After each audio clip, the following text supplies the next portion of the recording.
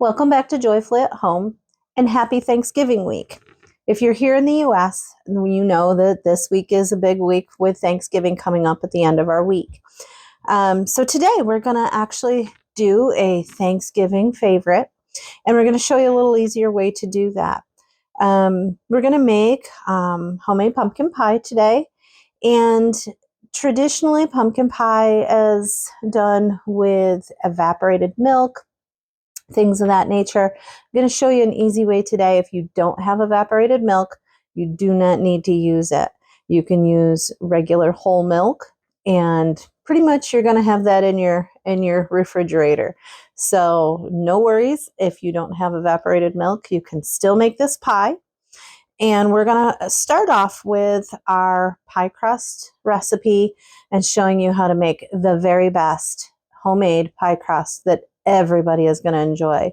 And this is technically my great-grandmother's recipe. So it's a very old-fashioned recipe, has a couple little ingredients in it that generally most people don't see in pie dough. And so that is exactly what gives it its wonderful flaky characteristics, and everybody loves it. It is actually an award-winning pie crust recipe. So we're going to go ahead and get started and enjoy this recipe. So to start off, again, this is a very simple recipe that everybody tends to think is very difficult.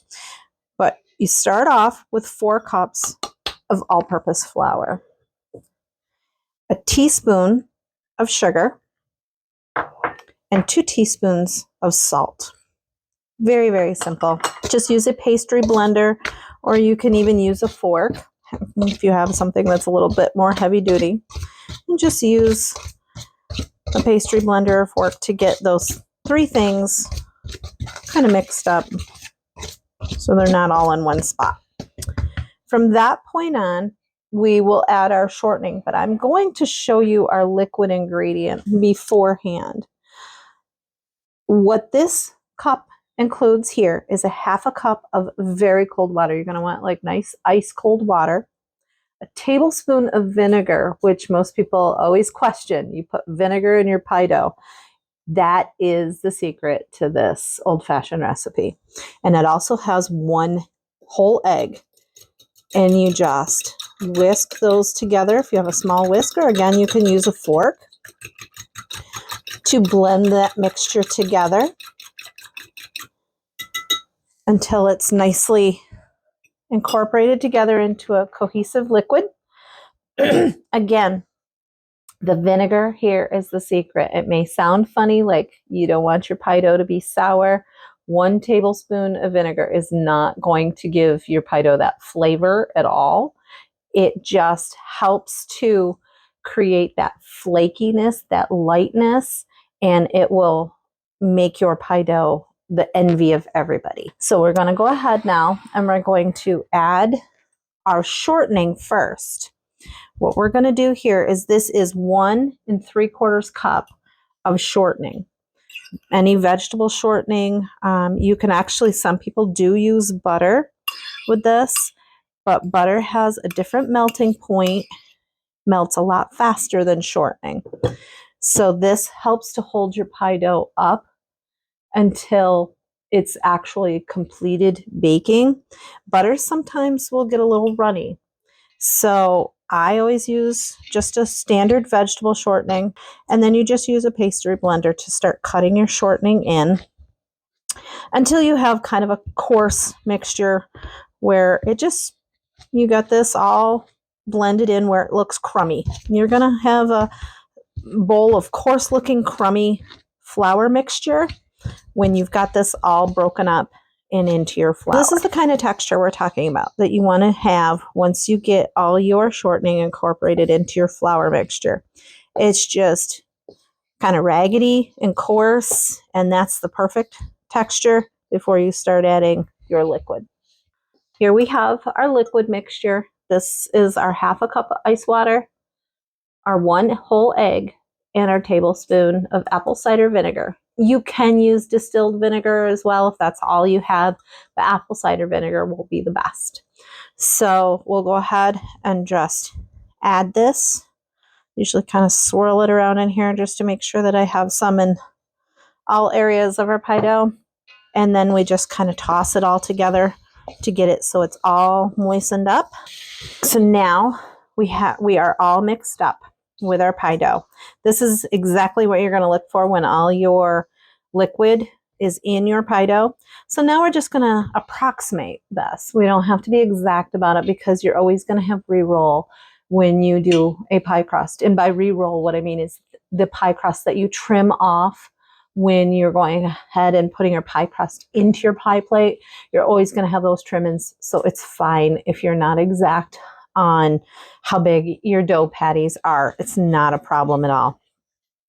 But as you see, I tend to wear a glove on my right hand. I'm right-handed. And it just makes it a little bit cleaner when we're wrapping our pie dough.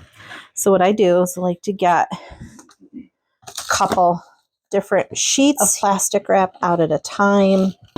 And then I'll just take about half of the pie dough at a time. Kind of separate in your bowl if you feel like, that looks like it's about half. And then just kind of smush your little leave-ins in there. And then just take this onto one. And then just break it in half, approximately half, and split it between your two pieces of plastic wrap. One looks a little smaller. You just I usually tend to gauge it by my hand. I make a dough ball. My hand fits over it. It's about the right size. As I say, it's not rocket science. You're just trying to make it approximately the same size. You're always going to have a little extra in one or a little less in others. You're going to have some re-roll here and there. So that's about right. Flatten it out with your hand and then just wrap it nice and tight in your plastic wrap. And it's ready for the fridge. Same thing with this one. And then you'll just repeat this for your other half and get your dough patties ready for the refrigerator to chill. As I say, you want to let them chill for at least 2 hours. And now with this, it doesn't have to be exactly 2 hours. 2 hours is minimum. If you go ahead and leave them for, say, 6 or 8 hours, or you want to make your pie dough the day ahead, you can absolutely do that. You can go ahead and get this made the day before you want to make your pies and just leave them in the refrigerator until you're ready to start making pies. Again, completely up to you. You can do that. You can even take this pie dough and make it up if you know you've got something coming up where you want to make some pies or you really need to get ahead of things, say for Thanksgiving week. You can make this up anytime and go ahead and freeze it. You can freeze these patties, take these and put them right in freezer bags, and you can completely freeze this recipe for just take it out and thaw it before you plan to use it. Absolutely works beautiful with this pie crust recipe. Once these chill for a couple hours, then we will go ahead and start our pumpkin pie filling and getting our pie actually made. All right, now that our pie dough is nicely chilled, we can take one dough patty, which is all you'll need for a pumpkin pie because obviously it's a one crust type of pie. And we're going to go ahead and we're going to get our pie crust rolled out and then we'll mix our filling. So all I do is I just take a little bit of flour all over your counter surface. You can use a silicone rolling mat if you like. I've just never bothered with that. I've done this for so many years that I just flour my counter surface. And take your dough patty out of its plastic. Give it a little dusting on the top. And you've got a little bit on the bottom. Just like that. And then we just start to gently roll our pie dough out. You don't put a lot of pressure on it. It's nicely chilled. So we don't want to abuse our pie dough for sure. And I take it and turn it every now and then. And you may get some cracks on the edges, and that's okay. And just kind of pinch them back together. It's not a big deal. Once we get to a certain thickness, we will just test it out with our pie plate. I'm using a 9-inch pie plate today. And this recipe will easily give you a nice full 9-inch pumpkin pie. And each dough patty will easily fit anywhere from an 8, 9, 10-inch, even a 12-inch pie. So you can choose whatever size pie plate you like. So now that we have our pie dough all rolled out, you're going to see that it's maybe 1/4 of an inch thick. And that's plenty thick for any pie that you need. I generally fold it in half, or approximately in half, just to get it to our pie plate. Make sure that it overhangs, because you're going to need to trim that. And just gently with your fingers, make sure that it's set down into your pie plate well. Just like that. And now you're like, I've got all this excess. What do I do with it? I just trim about 1/2 inch from the edge of the pie plate off. And just keep turning your pie plate, go around. And when I mentioned re-roll earlier in our video, this leavings, this that I'm cutting off, is exactly what I mean by your re-roll. You can take this and you can make a treat that we've had a video before of called cinnamon pinwheels. You can use this if you're making more pies. You can go ahead and re-roll that into another crust. You can go ahead and even just take that into little pieces with a little bit of butter spray and cinnamon sugar and just bake them flat. You can do a lot with your re-roll. So that will just get incorporated here into another pie. So what we do now that we've got our crust is you can feel where your pie plate edge is and you can see it there. Just take it, fold that edge underneath, just like this. Just fold it underneath so it just sticks up above the edge of your pie plate. Now that you have your pie edge folded under, and you just have it all folded under and it's standing up perfectly like this. Now we're going to do our little crimped edge on it. You take your fingers like this and your other hand, your knuckle, and just push it in. Keep making these little indents all the way around. Just use your 2 knuckles and your 3rd knuckle to make the indent. Now that we have our pie crust all set and ready to be filled, we've got our pie crust in our pie plate, we're all crimped, we're ready to roll. Now we're just going to go ahead and make our pumpkin pie filling. We're going to start with pure pumpkin, not a pumpkin pie mix. This is just 100% pumpkin that's just been cooked up and pureed. And the trick to this particular pumpkin pie recipe is that you do not need evaporated milk. Evaporated milk was basically used because it lent a little bit more richness to your pie, and it is a little bit thicker. But it can be hard to come by sometimes if all of a sudden somebody says, oh, I'd really like a pumpkin pie for this particular event for Thanksgiving. You just suddenly decide you want to add a pumpkin pie, but you don't want to make a trip to the store. If you're like us and you're at least a half an hour away from any stores, you learn how to make do with sometimes ordinary ingredients. And sometimes you find that those ordinary ingredients make your pie even better than doing what is considered the standard.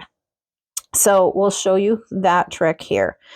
You start off with about 15 ounces, so it's about 2 cups of pureed pumpkin. And then we're going to add 3/4 of a cup of sugar to that, your granulated sugar.